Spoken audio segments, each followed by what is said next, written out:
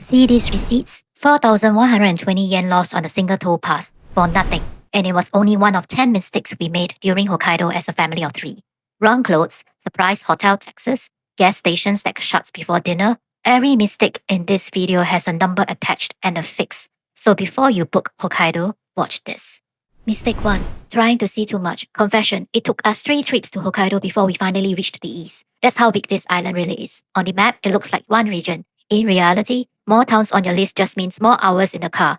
Even this time, we didn't drive Asahikawa to Otoro in one go. We broke it with a night at Songkyo, soaked in the onsen and finished fresh the next morning.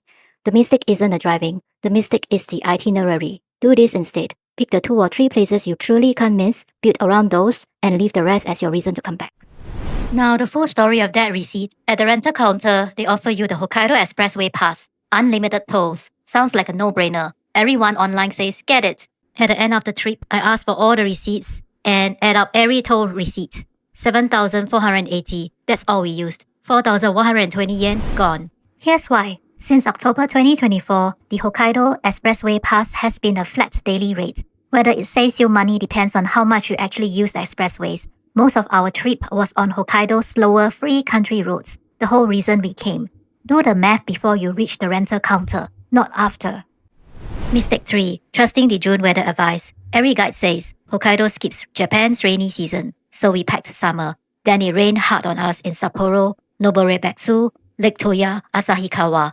Add wind and 13 degrees on the coast, and my dresses and shorts never left suitcase. I lived in long pants the whole trip, and we still did an emergency Uniqlo and GU run for jackets. Can June be dry up here? Sure, but less rain then. Tokyo is not no rain.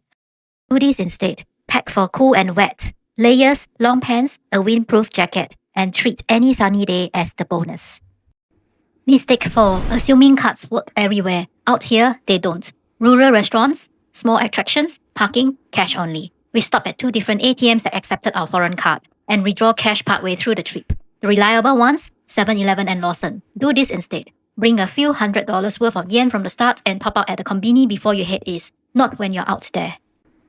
Mistake 5. And yes, this is a train one, because even on a road trip, you'll probably spend some time in Sapporo without a car, just like we did. Don't assume your Suica card works everywhere. In Hokkaido, IC cards only work within certain areas and you can't use them to travel between different IC zones. Especially for me, my Suica card was rejected at the JR Sapporo gate after an earlier subway trip hadn't been closed properly, and I didn't get it sorted until after our Utaru trip. If your card gets rejected, ask the station staff to fix it straight away before changing operators. And if you're heading outside the main IC areas, just buy a paper ticket.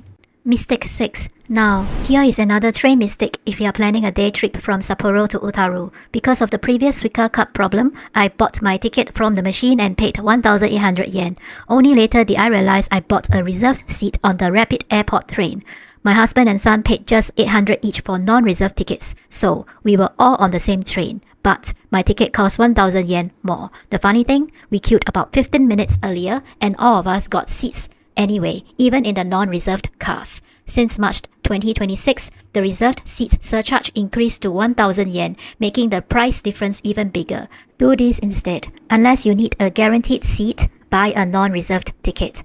Mistake 7. Thinking your online booking total is final. It isn't. Hokkaido now charges an accommodation tax. Cities stack their own on top. Sapporo is 300 yen per person per night, and onsen hotels add a bath tax of about 150 yen, whether you use the bath or not. All collected at check-in, often in cash. Family of 3, whole trip, it stacks up. Do this instead. Budget a few hundred yen per person per night and keep cash ready for check-in. Mistake 8. A quick one. Assuming you can eat whenever. In rural eastern Hokkaido, restaurants often close early, have early last orders or shut on random days. We were in Kitami looking for lunch at 2:15 p.m. Google Maps showed one restaurant was open, but when we arrived, there was a sign saying it was closed for preparation. Hungry and running out of options, we had to drive to the next town before finally finding a family restaurant that was still open. The same thing happened again in BA, although that restaurant closed at 3 p.m, so we just made it in time. Dinner was easier because we booked hotels with half board, so we never had to worry about finding somewhere to eat at night.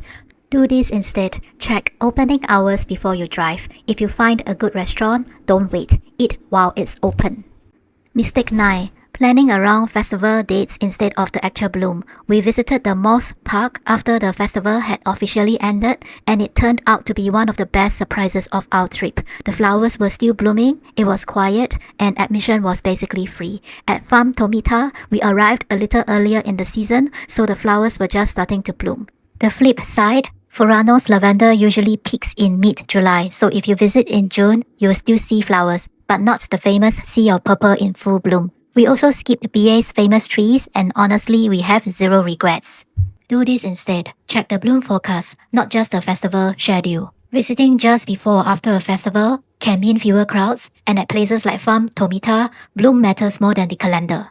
Mistake 10. Assuming you'll always find petrol when you need it. Once we reached eastern Hokkaido, petrol stations became much less frequent than around Sapporo or Asahikawa. Some rural stations also closed surprisingly early. We arrived at one station around dinner time, and another nearby station was already showing as closed in Google Maps. That's when we realized we are getting uncomfortable with the fuel gauge. Learn from our silence. Follow the half-tank rule. Once your gauge reaches half, fill up at the next station. No debate. And don't forget to return your rental car with a full tank. Most rental companies charge a premium if they have to do it for you. Would we do Hokkaido again? Absolutely. It was one of the best road trips we have ever done. Here's a fixed list in 10 seconds. Skip the pass. Pay the tolls. Drive shorter days. Pack proper layers. Bring yen from day one. Skip the reserved seat if you don't need it. Budget for the extra taxes. Eat earlier. Fill up at half a tank. And follow the bloom, not the poster.